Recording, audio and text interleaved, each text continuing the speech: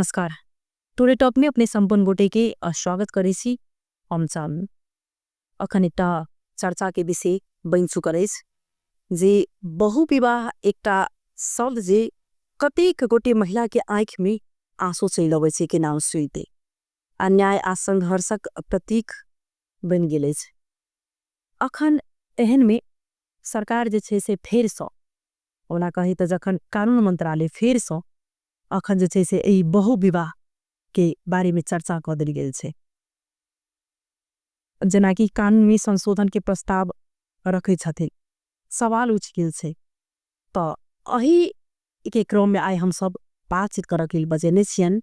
जे चिरपरिचित व्यक्ति छथि जे महिला अधिकार कर्मी आ अधिवक्ता रेखा झा जी। अखन जे फिर सँ ई इतिहास जे छै से रचय वाला बात भऽ चुकल जे बहु विवाह के कारण कतेक महिला के जे छै से हिंसा होई छलै, कतेक जे छै से दिनहु महिला के मारपीट कही कतेक अपना श्रीमान सँ दूर भऽ जाय छलै, घर परिवार बिखर जाय छलै। आ फेर सँ अखन ई चर्चा एकटा फेर इतिहास जे छै से रेच देल गेल छै। तो अही के प्रसंग में आइ हम सब अतिथि के रूप में रेखा झा जी के बजने छथि, पहले उनका स्वागत करी तब यही विषय में हम सब केंद्रित होकर बातचीत करो। अपने के स्वागत से बात संगी जी कि दोसर मतलब पत्नी के न्याय देव के नाम में ई दोसर फिर से कतौ न कतौ जाकर जे छै से एकटा पत्नी के संगे जे छै से फिर से सरकार जे छै नाइंसाफ त नहीं कर रहल छै कि से में प्रति 100% नाइंसाफी भ रहल छै। ई दोसर पत्नी शब्द किया एले, समानता के सिद्धांत अंतर्गत देखल जेते तो कहीं भी लिखल जो दोसर पति, हम ऑब्जेक्ट करी छे बात के कि दोसर पत्नी अगर वह शब्द जे पत्नियों से दोसर पति खोजा लागे तो फिर समाज कत जेते। ते दुआरे ई एकदम प्रतिगामी विचार छे जे एखन एले या मस्यौदा लक जे पेश केलखिन ओ सब उ मस्यौदा में जे मतलब बहु विवाह जे अवस्था देने थी, गर्भा अवस्था बेला पर या बच्चा भेला के बाद में किया खेते गर्भा अवस्था ऑलरेडी पत्नी रहित में कोनो दोसर महिला संगे गर्भावस्था हेते के एकर मतलब सरकार ओकरा बढ़ावा तोड़ने छे। नेपाल सरकार के ई मस्यौदा अगर ई कानून हेते तो पुरुष सबके खुल क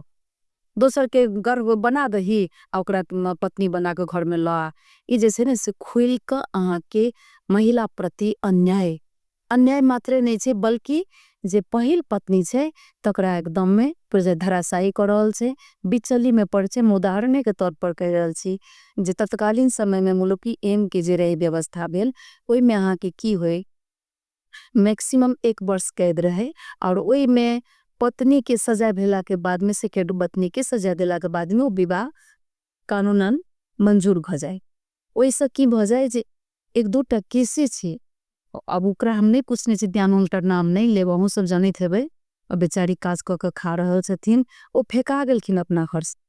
सेकेंड पत्नी एले, सेकेंड पत्नी शुरू में तो कहलखिन ब्याह नहीं केने छी, लेकिन यथावत प्रमाण के बाद में जौन अदालत सब फैसला में 1 वर्ष के कैद तो का गेले तो ओ पत्नी जाकर जेल जलेसर जेल जाकर पैस गेलखिन 1 वर्ष। एखन आब को घर में ओ घर वाली भगल छथिन आ ई जेटकी पत्नी जे छथिन से घर से बाहर फेका गेल छथिन। जेटकी पत्नी के धिया पुता तक बाहर फेका गेल छे, दादा दादी समेत छुटकी ये लक छे। तेकर मतलब जे पहले विधिवत प्रक्रिया छे तकरा हक में पूर्ण रूपेण 100% अन्याय पक्ष जना एमे अखन जे ई प्रस्ताव कैल गेल छे जे ई महिला मतलब कि जे मतलब के अनुसार जना कि पुरुष के अगर जे महिला संगे कोनो संबंध रहले अगर बच्चा भ गेले तो उनका संगे जे छे से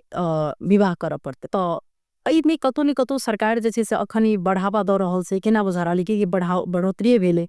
कि और किस कारण आ सब के बुझा रहल कि में भ सकै छे। ई पुरुष के छूट द रहल छे 1 नंबर, दोसर नंबर हमरा जना बुझा रहले किछ पुरुष के शायद भ सके गर्लफ्रेंड हेतन, उनका भितरावा के लेल ई कानून के मस्यौदा भ रहल छे कि नहीं तो सोचे वाला बात ई छे जे 2-4 आदमी के अगर वो फायदा के लेल सोच रहस्तिन, बाद बाकी आम जनता के लेल फायदा ने छे, गर फायदा हानिकारक छे। तो ओई के समय में ई ब्याह वाला प्रस्तावे जे एनआई एले ये जे गर्भ भ जते त पहिनो कहनो गर्भ हेते किया, आहा दोसर स्त्री लग में जेबे किया, पर स्त्री गमन का क्या करबे, अगर पर स्त्री गमन करबे तो एक लेल जे एखन जे सजा छे से आहा के एकदम सही सजा छे। एखन एतेक सजा के व्यवस्था भेला के बाद तत्पूर्व बहु विवाह दिना दिन बढ़ रहल छे। सोचियो अदालत में या जिला प्रहरी में बहु विवाह के मुद्दा दिना दिन बढ़ रहल छे, दिना दिन आइब रहल छे। एखनो हमरा टेबल पर ऑफिस में धैल है बहु विवाह मुद्दा लिख के लेल। अगर ई कानून एले तो हम तो धरल्ले से ब्याह हेते। धरल्ले से जे पहले से जे महिला छथिन जे अपना के अपन पति कहै छथिन, उनका अपने घर में अपरिचित होबा पड़तन, उनका अपने घर से बेघर होबा पड़ते। अब सोचनीय बात से तो ई महिला के घर का तो फिर एखन तो पति को स्थान वास स्थान कहे छी कानून। तो पति को स्थान में तो अर्को पनि आयो, तो अर्को आए पछि तो पहिलो पत्नी को वास स्थान कहाँ के एउटा पुरुष मान्छे को मन में दुईटा पत्नी अटाउन सक्छ। पहिला तो त्यो हेर्नु पर्यो, सिद्धे खपरले पहिला एकटा पुरुष के मन में दुईटा पत्नी अटा सकते। और हम सब सीधा महिला अधिकार कर्मी सबके एकटा प्रश्न छे समाज संगे। ओ प्रश्न छे किया महिले एखन तक सहते? अहाँ सबे जे पत्नी अहाँ के सामने में आन के दोसर पति ध दे, अगर अहाँ ने सबे वही हर मास के तो पत्नी हो बनल से, फिर पत्नी क्या अहाँ के ज्यादती सहते? जो कोनो महिला के अहाँ आइन को ध देबे कहबे जे ले ई तोहर सौतीन भ गेलो। पहले के समय में पति छलखिन पालन करा वाला, तो कोई दुआरे हुनकर जे केलखिन से छजे छले। आपके समय में कोनो महिला बिना काम के नहीं छी, जे बाहर मात्र काम कर तकरे ने कहे छी। हम घर में जे 24 आवर जे काम करे छे ओहो कामदार महिला छे, जे गांव में जाकर खेती में काम करे छे ओहो महिला छे।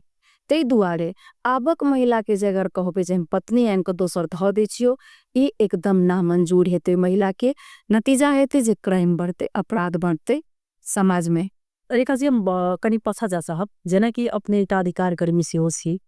महिला अधिवक्ता से होसी, जै प्रकार जै पहिनी जै ई दुटा विवाह करे छलै, दुटा तीनटा विवाह करे छलै आपी सब ओही अनुसार में तै देखने हेबे अपने कतेक खिसला अपने केने हेरो। तो केहन ओई समय में केहन हिंसा सब होय छलै, केहन घर परिवार के लाचारी देखने हेबे कि उनको तीनटा बच्चा हेते तब जाकर विवाह करले छलै। हम कनी ओई चाहब से पछा के बात करनी अपने जे चीज अनुभव त वही संदर्भ में कहै छी। आप न कहने सुनना जे एकटा केस त एहन हम देखने बहु विवाह वाला त क्याटा केस हम देखने छी। एखनो एकटा प्रहरी छे जे मतलब जिला से तो सजा भेले है, 1 वर्ष कैद केलकै है। हमरा के चितनी पुजल 1 वर्ष क्याटा प्रहरी के 1 वर्ष भेले कम भेले, ओकरा 5 वर्ष होबक चाहे। ऑलरेडी ओकरा दुटा बच्चा छे, ओ दोसर श्रीमती के लक ओ सशस्त्र में फिर प्रहरी छे, दोसर श्रीमती के लक मौज मस्ती करे छे। पहिलका श्रीमती जे छे ओकर अवस्था एते दयनीय छे जे कहियो ओड़ेक में रहे छे 1 महीना 2 महीना, तो कभी ओ बहिन लग में रहे छे। एकदम एकदम छोट छोट बच्चा छे, एकटा 3 वर्ष टूटा 5 वर्ष। आश्चर्य की लागत जे बच्चा सब के जन्म अदालत में देखे छे, अदालत में आवे छे, ओ बच्चा सब कहे छे। बड़ा आश्चर्य लागत, मैम मैम एले न छुटाउनु, एले जेल हालनु। अब ना बाग के तरफ इशारा कर हाथ पकड़ कर ल गेले, आउनु न दिखाई दिन सुकरा थुनुआ कैद में रखने रे। बहस के जे पहला दिन रहे थुन से बहस जकरा रुचि के क्रम में ओ बच्चा कहे छी 3 वर्षक बच्चा, 3 साढ़े 3 4 वर्षक हेते, ओ हमरा हाथ पकड़े तो कक्ष में ल गेले। आ कहल के कि जे अथी मैम यू हेर नुस्ता, तो हम कहले को तो नाम धक कहे छी फलाना श्रेष्ठ होइयो। तो मैं हम तो बुझल जेकर तेस तो भन्नु होदे न बाद में नहीं भन्ने एले न छुटाउनु जेल पठाउनु। तो कहा के ताती परे इतनी छोट बच्चा अगर ये ऑब्जेक्शन कर रहल छे जे हमरा दोसर मैं नहीं चाहिए अपना मैं के सामने में 3 वर्षक बच्चा अगर ये चीज बुझ रहल छे जे गलत छे, हिंसा छे, तो एटा सजग समाज के अनेकटा कहानी जनो के दोसरो महिला के संगे त फिर न इंसाफी भ रहल छे। जना जै प्रकार अखन मतलब बहु विवाह के अर्थ कुल मिला के अगर कहे तो सरकार जेना अखन के लिए बहु विवाह के जे एकटा श्रीमती रहत अछि में अगर दोसर श्रीमती के लिए ओसे बेसी के लिए तो ओकरे बहु विवाह कहल जाय छे। लेकिन एमे जे कानून के अगर मतलब देखल जाए जे हिसाब से जे प्रस्ताव पेश कैल छे जे अनैतिक संबंध स अगर यदि बच्चा हो गेले तो उनका संगे जे छे से विवाह कर पड़ते। तो एके कि मैं की बुझा रहले कि बात बुरा के वही परेले सरकार के कि केना बुझा रहे के तो एक तर तो कतु न कतु जाके ओहु महिला के संगे तो भेले अनाइंसा। देखियो एखन तक कानून के कॉन्सेप्ट की छलैया, एक पुरुष एक महिला जोड़ी तकरा कहल जाइ छै ने, जे जोड़ी के मतलब एक पुरुष एक महिला। ई जे एखन तई कॉन्सेप्ट पर मैक्सिमम 5 वर्ष के कैद से खुनका कानून में मिनिमम एक। फिर सरकार बात चेंज केना कर सके? ई सब पहिने तो पहले छलै बहु विवाह के मतलब जे नहीं छलै, लेकिन फिर से सरकारी कानून हो के, लेकिन फिर से अखन जे ई फिर देखल जाए ते कानून के आधार पर जे कानून मंत्रालय से जे प्रस्ताव भेज उठले है, जे बात उठले अखन, तो कतो फिर जाकर की हुनका लागल है, की बुझा रहले की हम कह चाहबो? ओई में हम पहिनो कहलो है कि ओई में केटा बात छै जे किछ पुरुष के गर्लफ्रेंड हेतन, साइड में कतो दोसर रखने हेथिन, ओकरा बितरावा के लिए कानून के काज तरफ आबि रहल छथिन कि नहीं तो जनता के नहीं चाहिए। कानून ककरा लेल बने छै? जनता के लेल बने छै, समाज के लेल बने छै। लेकिन समाज के कोनो भी व्यक्ति नहीं कहत, कारण ओ जे पहिल प्रथम महिला रहे छै से तो ककरो बेटिए छै, ककरो पुतौ छै, ककरो पत्नी छै। हुनका संगे अन्याय होबो के लेल समाज त नहीं चाहते जे विधिवत जकरा घर में हम बितरेने छिए, समाज में लाल छिए। दोसर बात सेकेंड संगे भेले, ते सेकेंड संगे भेले त्या गलत भेले ने, किया पुरुष एकटा संगे नहीं रह सकती? एकर मतलब अगले सारा समाज छाड़ा भ जेते, एकदम छाड़ा पशु भ जेते। जेना इंसान के एकटा कैटेगरी देल गेल छै, एकटा दायरा में राखल गेल छै, लेकिन देखे ते कुत्ता के कुकुर के नहीं लागल रहे छै, जानवर के नहीं, जो रोडो पर कतो भी ओ सब कोई मूड में भ जाय छै, से छाड़ापन भ जेते, जेटा मन भ जेते। आई एकटा विवाह कइस्तिन, काल खनी फिर दूसरो आइन के फिर तेसर के कपड़ो गर्भ स्थापना करा देथिन,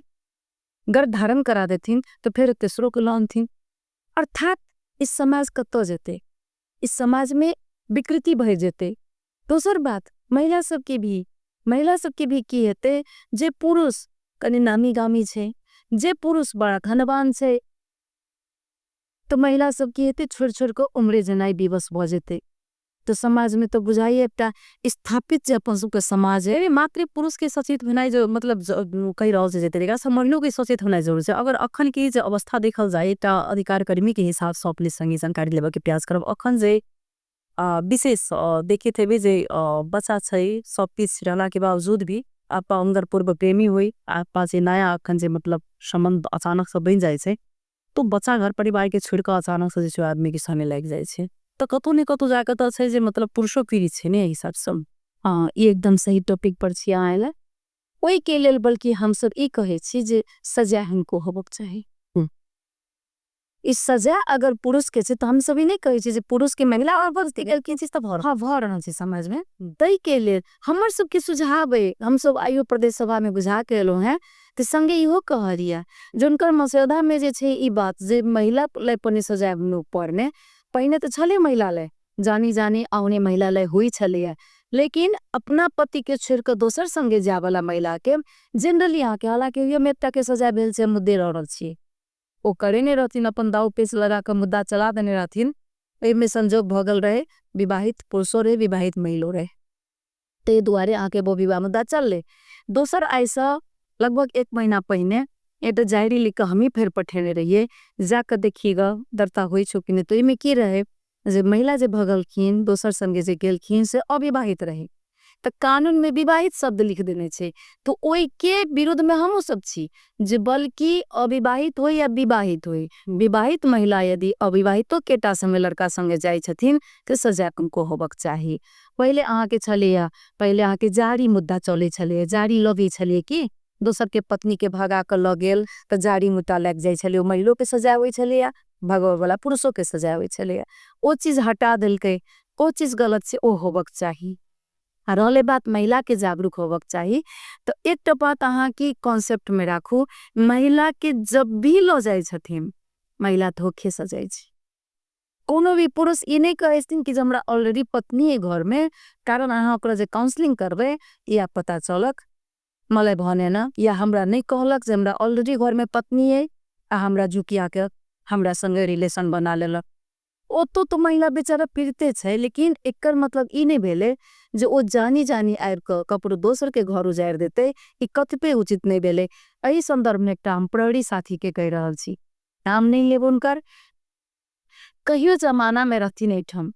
तो हमरा एक दिन बजा के हमरा कहलत मैडम हमरा अहाँ से काजे कनी 1 मिनट हमरा समय दिया गेलों हमरा कहलत कि जे हमरा से देखियो ना हमर जे हस्बैंड है तकरा ऑलरेडी पत्नी छे आ हमरा बिना कहने ओकरा जानकारी देने हमरा से बियाह करा लेलक अब हम की करू बरे अहाँ की चाहे छी तो हमरा ई औरत के एतेक नीक लागल बात तो हम ई महिला के दुखते बनी चाहे छी हमरा डिवोर्स करा दी चुपचाप क्यों नहीं बुझा चुपचाप डिवोर्स हमरा करा दिया ई ओकरा से हमरे कारण हमरा तो जानकारी नहीं करेला तो हम तो जान के एलौं अनजान में आ गेलौं लेकिन जहन एलौं तहन पता चलल ऑलरेडी एकरा पत्नी छैये तो हम दोषी नहीं बनब हमें ए महिला के सोच देखियो अगर एहने सोच हर महिला रखते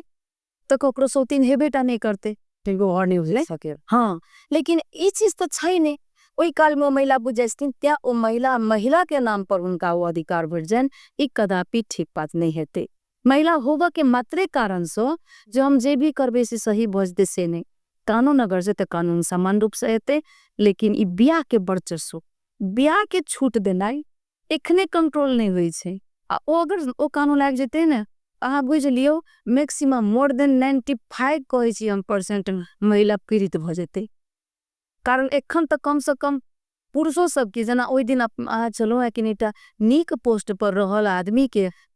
मुंह से की निकल गेले एटा कार्यक्रम में जे वृद्धो पुरुष अगर अर्थी पर जाइत रहते ओठम जे महिला आबि जथिन किशोरावस्था के अथवा तरुणी महिला आबि जथिन युवती आबि जथिन तो उनका में फाइग्रेशन आबि जत उठ के बैस रहती आप सोच लियो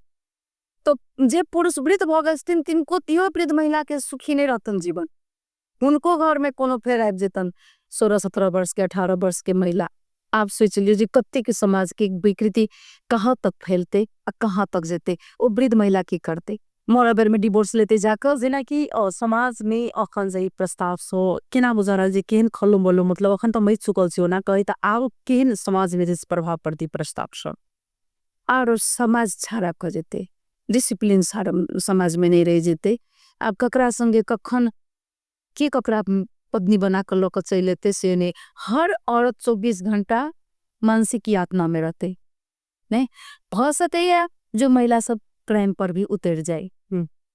बड़ा बढ़िया हम देखे थे सामाजिक संजाल में वो केहन बढ़िया एक टॉपिक हंसी मजाक के रूप में बनेने छथिन जो पति कहथिन जे हम जाय छी पत्नी लाबा तो महिला कहथिन हम खुखरी पिसबे छी ई एकटा कॉमन सेंस के सोच के बहुत चीज तो भ रहल छै रियल में भी देखल जाए त अखन भ रहल छै जी हम ई चीज भ रहल छै कारण ओ त की हेते त अहाँ त क्राइम तो बढ़ा देलिए ना या तो महिला के काट दे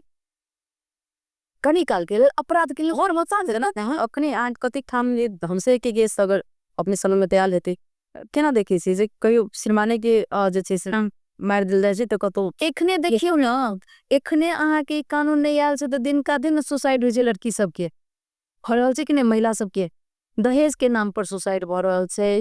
हिंसा के नाम पर सुसाइड भ रहल छै सामाजिक संजाल के नाम पर सुसाइड भ रहल छै काल अगर ई प्लस भ गेले तो महिला दूटा महिला में से एकटा महिला सुसाइड करे पर मजबूर भ जेते वाह दूटा महिला में से एकटा महिला एकटा के हत्या करे पर मजबूर भ जेते त कानून बना के देश के जोगा रहल छै कि क्राइम तरफ महिला सब के ठोकेल रहल छै तहन तो इ नेपालो में भ जेते जे महिला सब तनी पलायन होबे लगते अहाँ कोनो जे हमरा एकटा अनुभव वाला बात कहे छी एकटा आरो महिला छथिन जिनकर मुद्दान 68 साल में शुरू कलियन है 68 साल में शुरू भेले सॉरी 65 साल में शुरू भेले आ खत्म आब क एखन तक मतलब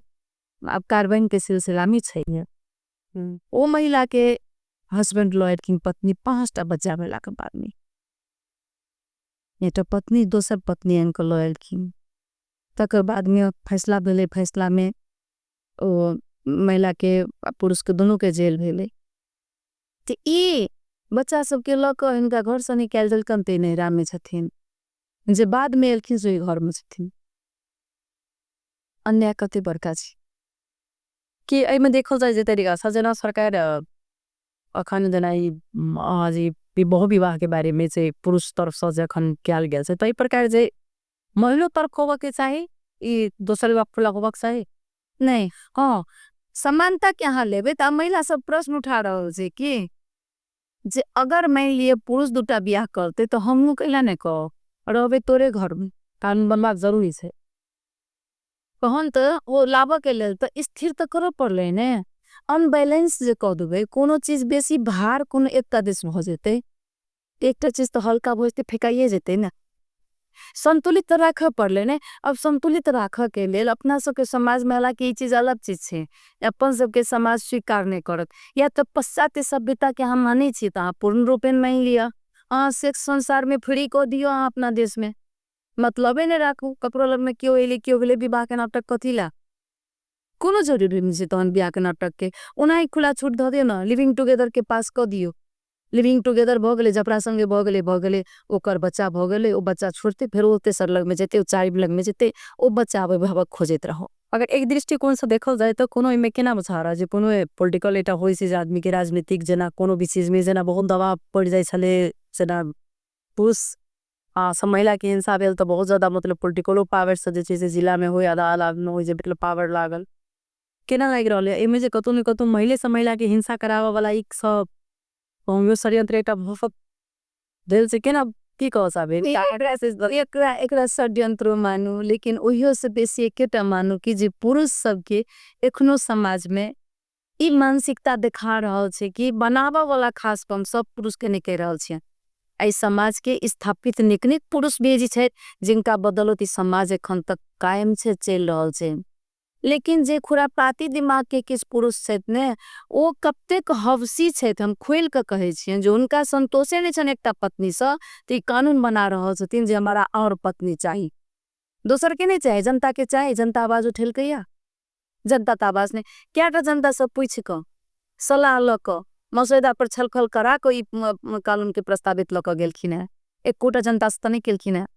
अपने सब तो नहीं सुनने छी, नहीं गांव समाज में कतो आयल छे, नहीं कोनो रेडियो टुडे में कतो देने छी सूचना। अहाँ अपना विचार से लो जा रहल छिए जनता के मर्जी के खिलाफ, तो अहाँ के चाहिए, सबके नहीं चाहिए, संपूर्ण जनता के। संपूर्ण जनता तो माथ पर हाथ देने से खलबला गेल छे, की खलबला गेल छे, एहो ला खलबला गेल छे। आप ओ सोचे छथिन ई महिला पर ने पुरुषो ही सब प्रभावित हेते। अब केना पुरुष प्रभावित हेते से कहू। चलत फिरत कोनो लड़की संगे संपर्क कनी काल के भेले, प्रेग्नेंट छे, बच्चा ककरो रहते आइ देते ही मर्द के सर पर, जल्दी चल हमरा से बियाह कर तोरे बचाया। खतरा तो उनको सर पर छे, लेकिन ई छे ने कानून में सब पहले हो तो बात उठल छले तो भेल से एगो तो डीएनए टेस्ट के से हो तू जइया है माया ने देल गेल से डीएनए से मतलब से हिंसा विशेष जगह से अच्छा डीएनए टेस्ट के से हो बात कर रहल छी हम। हमरे यहाँ के समाज छे, जई समाज में हम रेखा झा एज ए लॉयर बहुतों के नाता कायम करे ने हेबे बिना डीएनए टेस्ट करवे ने की जरूरी छे। महिला ठार भको कह देल के जे हमर फल्ले के बच्चा है तो फल्ले के बच्चा हेते, जे के अहाँ के बहुत पहिने अन्नपूर्णा राणा के सॉरी अन्नपूर्णा राणा के केस में एकटा सर्वोच्च अदालत बाजल रहे बहुत पहिने जे महिला के गोपनीयता के बात से तेसले प्रश्न उठाउन पाउँदैन बच्चे के संदर्भ में। हमहू कते टा में फैसला करेने छी, आब डीएनए के टेस्ट एलिए ओहू में क्या ठम एहन फैसला चल आल छे जे में की कह देन छे डीएनए टेस्ट कुने मतलब चमत्कारी का कोनो तेहन बड़का चीज नहीं छे कि ओ आदमी करे वाला छे, गलती भ सके छे, ओही के आधार पर ई बचाव कर नहीं छे से कहना जायज नहीं हेते। फैसला करे वाला ई समाज के कोर्ट छे। एटा महिला अधिकार कर्मी के नाते सब अब अहाँ सब की चाहे छे की मतलब आगा अहाँ सब के एटा प्लानिंग हेते अपा अखन ध्यान आकर्षण करब के सरकार के त की संशोधन हमर सब के प्लानिंग छे। आई प्रदेश सभा में जाकर बुझा दिलिए। दोसर उनका से रिक्वेस्टो के लिए जे हम चाहे छी जे जतेक हमर सब के प्रदेश सभा महिला मान्य सभा सब सभा सदस्य छथिन उनका संगे बृहत छलफल क अही ठम से का सुझाव प्रदेश सभा मार्फत पारित करा के एकटा सुझाव हम सब केंद्र में पठावी संघीय संसद में जे हमरा सब के बात के ठम राखल जाए। नंबर 1 दोसर नंबर में हमरा सब के काल फिर हम सब कानून मंत्रालय में पुलिस के बुझा रहल छिए। तकर बाद हमरा सब के अपना बीच में एकटा छलफल रखने छी मसौदा कौन कौन चीज पर सुझाव जरा चाहिए जना बोबी बात एकदम नहीं होबक चाहिए। हाँ जे महिला जा रहल छी ओ समाज में टाइप कृति छे खास पर वैदेशिक रोजगार वाला पुरुष सब के हक में ओई महिला सबके भी सजा होबक चाहिए, हम सब तै धारणा में छी। और तकर बाद में आरो कोनो टॉपिक पर अगर संभव है ते महिला संगे जुड़ल, समाज संगे जुड़ल, ते पर हम सब छलफल कके एकटा ओ मसौदा तैयार कके तकर बाद हमरा सबके धरना कार्यक्रम से हो छी। ओइमे जेना एहन कानून सब जे लायल जाइ छै त हम बनाओल जाइ छै त एहिमे जेना कि एतेक अधिकार कर्मी सब छै हुनका सबसँ जे छै से सलाह सुझाव लेबाक चाही कि डायरेक्टे जेना ई कानून कोनो भी चीज के बना देल जाइ छै तकर बाद संपूर्ण गोटे के जानकारी हुई से आपा लेल जाइ छै की छै में। देखियो विधिवत जे अपना सबके लोकतंत्र गणतंत्र के बात करे छे ओई में अभ्यास ती होबक चाहिए जे कोनो भी कानून के बनावे से पहले दफा दफा पर आके से जनता में से जेना संविधान बनल किन तो संविधानों में रही छी जनता में एक एक धारा पर छलफल होबक चाहिए। एखन अहाँ कोनो कानून अगर समाज के लेल वहाँ बना रहल छी जे समाज से डायरेक्ट छे ओई पर अहाँ समाज के केंद्रित छे तो ओई में जरूर से जनता के समक्ष अहाँ ओई चीज के रखियो जेना एखन तूफान उठल जैसे तूफान ने उठते उनकर राय सुझाव लक तकर बाद अहाँ कानून के परिमार्जन करू। लेकिन दुखद बात कह रहल छी जे एही संदर्भ में एकटा हमरा सबके एही ठमका प्रदेश सभा माननीय जी से बात केने छलिए सुबह में तो हमरा जे बात कहलखिन से आश्चर्य लागे हमरा। ओ कहलखिन है कि जब नाम नहीं ले कोनो महिला रूम पे कहलखिन केंद्रीय संसद के ओ कहलखिन जे नहीं ठीक कानून से सोच अपन छी मतलब आ सब ते कह रहल छै कि महिला संसद भाई दे रहल छै कि वो विभाग के जे छै से ठीक छै तो हम अही के न्यूज से हम कह चाहे छिन अही के टीवी से कह चाहे छिन जे सबसे पहले अपना हस्बैंड के दोसर बियाह करा के लावत नंबर 1। दोसर नंबर अगर बेटी छैन तो बेटियों के श्रीमान के दोसर बियाह करो कहथुन तखन महसूस हेतन कि दर्द ककरा कहे छे। सीधे ऊपर में बैस को जज के नाई एक साधारण जनता के ई ठीक बात नहीं छे उचित बात नहीं छे। अहाँ महिला छी तो महिला भक तो कमती में एक बेर सोच दियो चाहे क्यों भी कोनो भी पोस्ट पर छी तो पहिने तो अहाँ महिले छी ने तो एक बेर तो महिला भक सोचियो कि ओई जगह पर अगर हमर हस्बैंड ककरो कोनो पत्नी के उठा के लाते तो हमर की प्रतिक्रिया हेते हम वही प्रतिक्रिया के जनता के लिए सोचबे। जेना कि अरेखा जी एही कानून से जे महिला के अस्थिरता असमानता मतलब कि सुरक्षित बुझाए रखते जे अखन के जे अवस्था से तो होना नहीं छले सुरक्षित लेकिन आप बुझाइए जे आरो सुरक्षित रहते। देखियो 5 वर्ष के कानून छे मैक्सिमम 1 वर्ष के मिनिमम तइमे तो एतेक असुरक्षित छे महिला तइमे तो दिन रात बियाह करे छे। आज सुबह के बात कहे छी आज सुबह 17 नंबर वार्ड के एकटा महिला दूटा बच्चा छे उनकर जन्मदाता से किसने बना देने छे हुनकर घर वाला बिना दृष्टि दोसर के लक रहे छथिन ओई के चलते की कहे छथिन जे कोनो भी शर्त पर ओई पुरुष संगे हम नहीं रह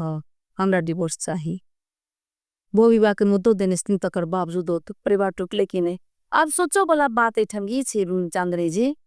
महिला अलग नहीं भेले बच्चों सबके बाप के अलग भेले ने बच्चों सबके पहचान गुमले ने ते एकटा महिला नया महिला के आवासा परिवार में कनेक लोग भी खंडित भेले। जेना कि रेखा जी वास्तव में जेना कि दोसर पत्नी आवस मतलब कि विश्वासता मतलब हेते कि अधिकार के हनन की मतलब की बुझाधिकार के हनन हम तो एकदम नहीं कहे छी अधिकार के हनन महिला के मात्रे नहीं भ रहल छे बल्कि ओकरा संगे संगे जो बच्चा छे ओई बच्चों सब के हनन भ रहल छे। रेखा जी जेना कि ई बहु विवाह के बुझाइए जे अखन के आई के समय में आई के जनरेशन में ई समाज स्वीकार करते बुझा रहली केना बुझा रहली 21वीं सदी में हम सब बाँच रहल छी। हाँ 21वीं सदी में हम सब बात कहिया के करी छी 15वीं सदी के 16वीं सदी के हम सब बात करी छी जै समय में 2-2टा 3-3टा माँ बियाह करे शादी करे चले बियाह करे चले कोनो फर्क नहीं पड़े छले ओ सब की करे छलखिन जही ठम बियाह कलो तही ठम छोड़ देलो अपन ओठम पालनो फिर दोसर ठम गेलो दोसर ठम बियाह करलो ओ समाज अलग चलिया। लेकिन एखुनका जे समाज छे जै ठम महिला पुरुष बराबर बराबर चल रहल छे तै ठम ई सोचनाइयो हमरा कहे छी जे कतेक विकृति भरल हेते दिमाग में जे एहन कानून के मसौदा लक आबि रहल छथिन सोचबो केलखिन तो कतेक अपराधिक मात्रे नहीं हेथिन कतेक उनका सोचे नहीं छन कि रेखा जी जेना कि समाज के संगे जे अखन के बेटी सबके जे से ई संदेश जना ई प्रस्ताविक व्यवस्था केहन अहाँ के असर पड़ते यहाँ के कही तो मानसिक रूप से फिर से भ सके केहन असर सब पड़ते की बुझा रहल यहाँ के? एकटा तो असर पहिने कहला जो महिला के तो जकरा शादी बियाह भेल छे ओकर घर टूटते। दोसर हेते जे लड़की सब अब शादी करे से भगते। अब शादी पर कहते जे पर पुरुष के दोसर सेकेंड पत्नी बन जाते से बढ़िया बियाह नहीं कर, हम स्वतंत्र रह। अब बियाह नहीं करते तो इमा एक तरफ कहथिन जे सरकार नेपाल सरकार जे खन छथिन सरकार में बच्चा जन्माउने मतलब महिला के कौन कौन रूप सब द रहल छथिन। बच्चा जन्माउनु पर्छ 3टा कि 2टा ओहो तक वाला हुआ भ गेलखिन, जबकि ओहो त राइट महिला के अपन छे। तो तकर बाद बच्चो खत्म भ जेते। महिला पुरुष के मेले नहीं हेते, बियाहे नहीं हेते। आप तो पत्नियों बियाह से करे से पहले जहिना अहाँ सबके मुस्लिम सब में एकटा होय छले हरफनामा लिखाई छले निकाह के समय में, एखनो होय छे ओकरा से हरफनामा लिखाई छे। तैना अपनो सब में कहीं समझौता पत्र नहीं लिखा लगे। अपनो सबके समाज में हिंदू समाज में शादी करे से पहले अब अभिभावक कते कॉन्ट्रैक्ट पेपर तैयार कर, समझौता पेपर एग्रीमेंट तैयार कर। ये संस्कार संस्कृति सब बड़ा संस्कृति सब खलो पर सब पर चोट पड़ले, संस्कृति पर चोट पड़ले। संस्कार अब लड़की सब के यहाँ सिखेबो करबे बच्चा सबके तो लड़कियों कहते गारंटी के ले हमर बियाह की गारंटी ले हमर दाम्पत्य जीवन चलत हम बियाह करब। आ नहीं तब कोरा कागज पर लिखाओ जे हम दोसर बियाह नहीं करब। तरीका चीज ना कि अखन ई जे अखन ई एकदम सामाजिक संजाल में से अखन बहुत ज्यादा मतलब इस चीज के अखन चर्चा परिचर्चा समाज में सेहो अखन चल रहल छे। अहाँ लग में जे ई त नहीं कहब कि डेटे के स्वरूप में हमरा कह दिया, लेकिन कते बुझा रहल जे अखन ई महिला के केस सब केन के विशेष क केस सब आहार में आवे छे।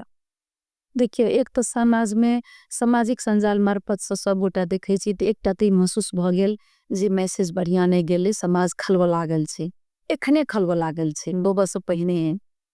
दोसर बात की जे ई एला स विकृति की हेते जे महिला सब में असुरक्षित पंत पहिने महसूस करते एकटा से भेले।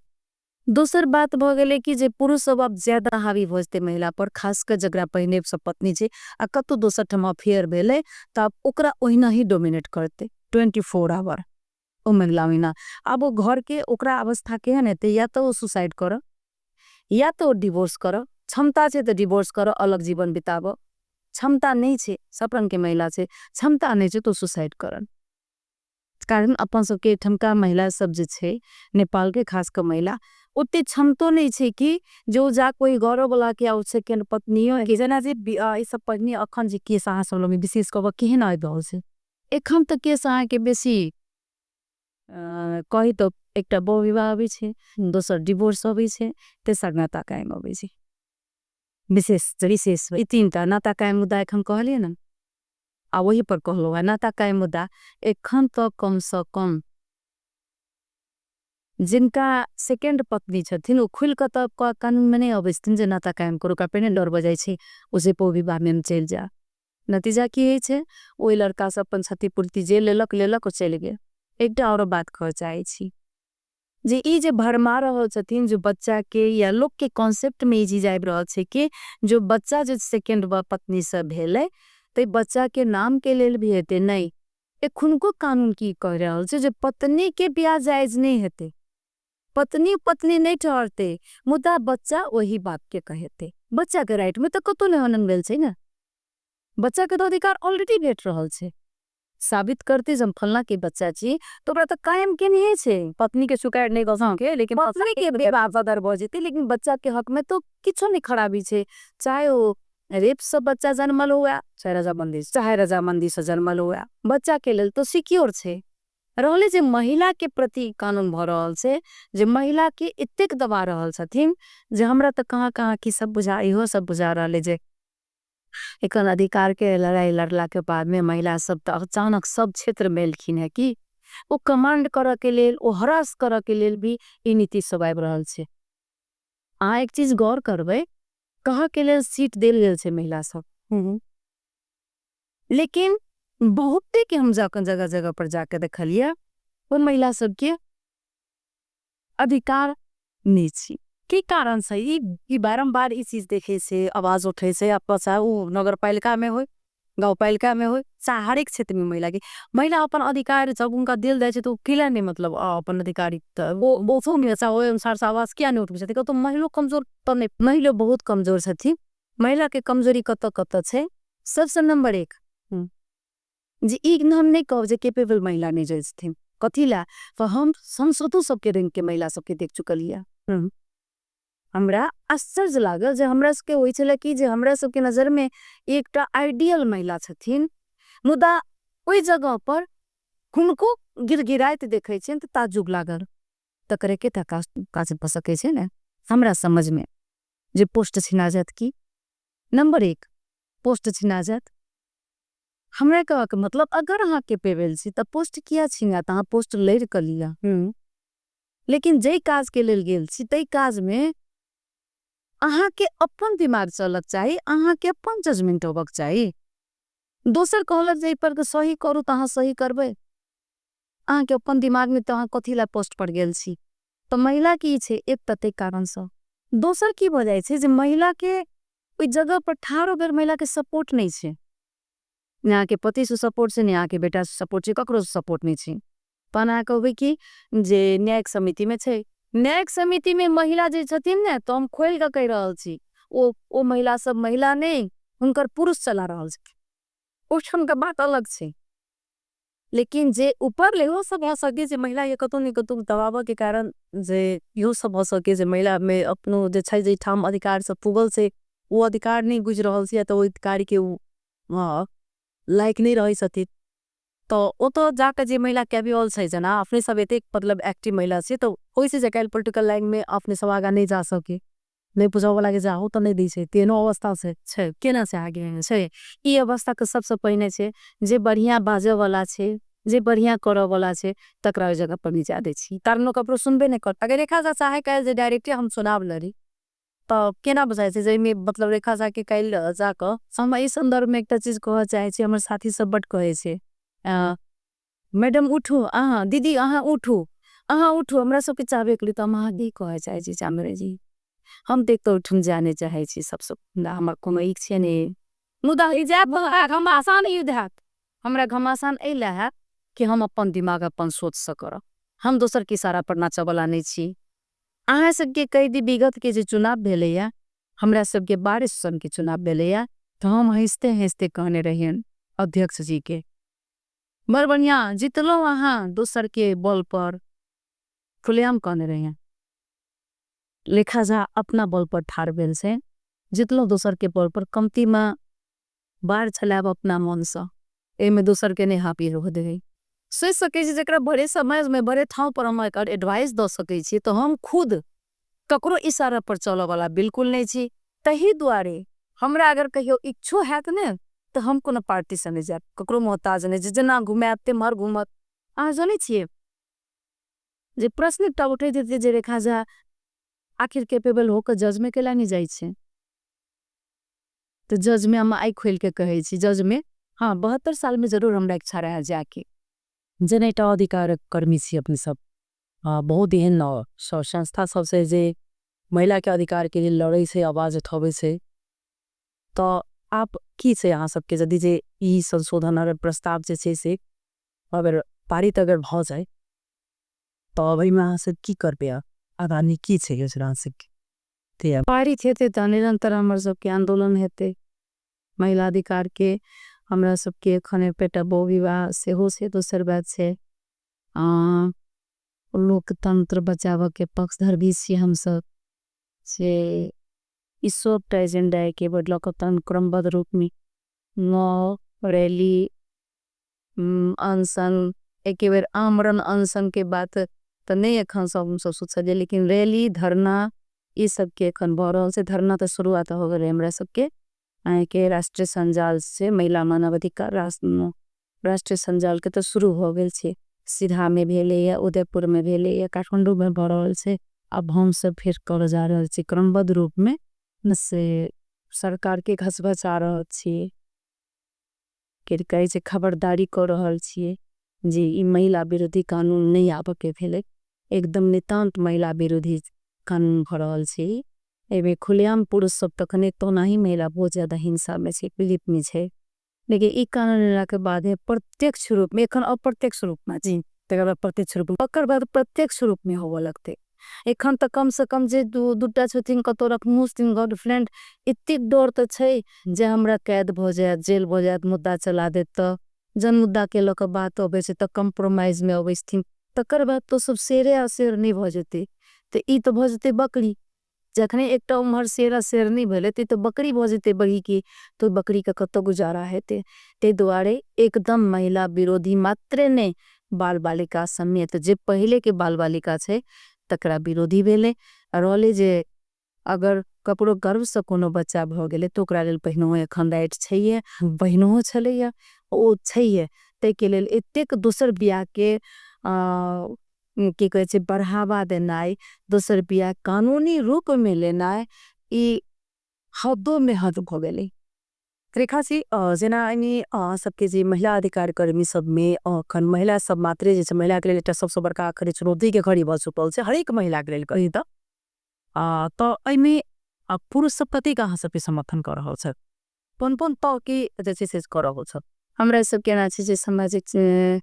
रूप से संस्था के जे पुरुष सब छथिन से पुरुष सब खास कर मानव अधिकार से जुड़ल पुरुष सब भी सहयोग कर रहल छथिन। और हम सबके आह्वान भी कर चाहे छियन, खास कर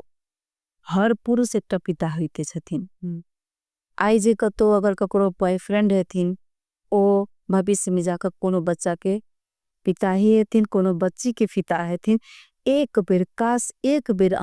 एक बच्ची के पिता भ सोचियो अहा के बेटी के अगर सोतीन हैत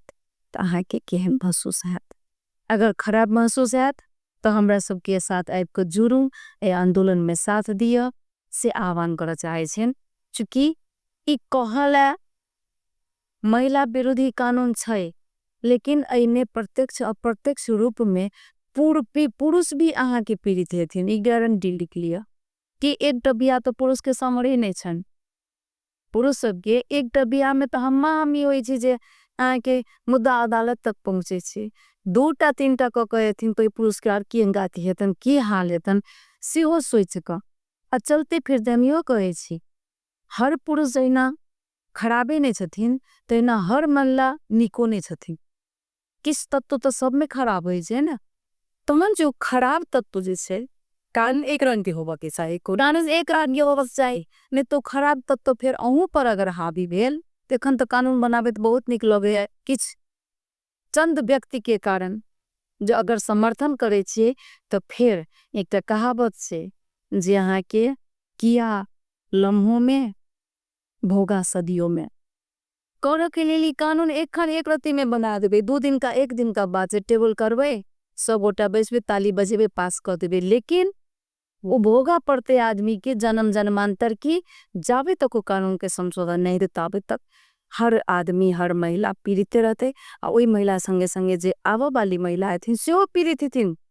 वो अगर ये सोचे थे कि जे नहीं हमरा अधिकार भेट जात तो कदापि ए भूल में नहीं रहूं, अहूँ सौतीने कहा दर्जा अहूँ के सौतीने वाला भेटत।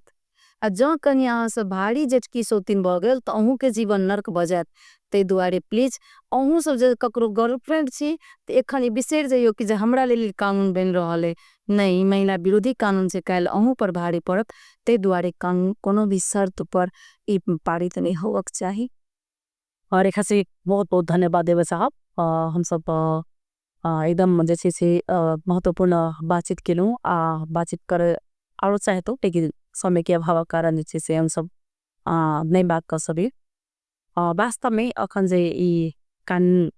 सोचे से अखन ई प्रस्ताव से कानून बनावल गेल से प्रस्ताव दाखल गेल से इस अखन बहुत ज्यादा जैसे हलचल में चुकल से सामाजिक संजाल में कही अथवा समाज में कही तो ए पर जे की निक हेते ओइ पर मंथन करनाइ बहुत ज्यादा एक आवश्यक है और जरूरी है। हमरा सबके अतिक समय तक एतिक महत्वपूर्ण बात रहते तो रेखा जी के फिर से धन्यवाद। एक फिर से विदा ले, नमस्कार।